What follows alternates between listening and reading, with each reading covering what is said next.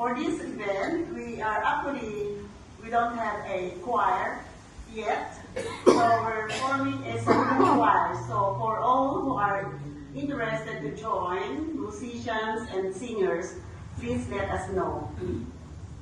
The music are ready, and we just have to practice it. And also, we need boys and girls to be angels during the procession and during our salubong. Also, by people who will actually take a role of Bible characters like Jesus, Mary, apostles, women of Jerusalem, in the early morning of Easter.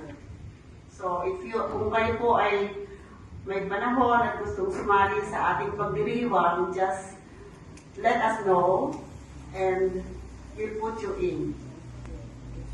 Now, we also have the coming Kasalang Bayan on June 14, Sunday. This is free for all couples who are interested to be wed in the Catholic Church. So this is actually open to those unmarried or civilly married couples. As I said, this is free. You have nothing to prepare but yourselves.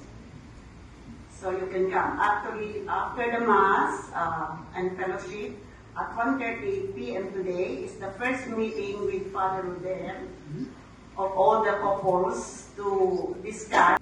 Where are you, Christine? There she is. It's a free Tagalog lesson. So,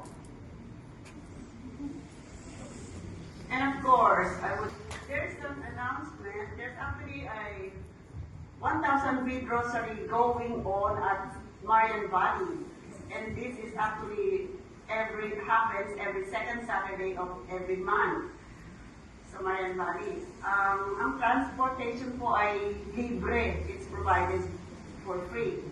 And it's actually the flyer is already on the bulletin board, so you can check all the dates that are available. Kung kayo interesado, you can contact with Tenson. With Tenson Malikaw. So, ang phone number niya po ay nasa bulletin board. And after the Mass,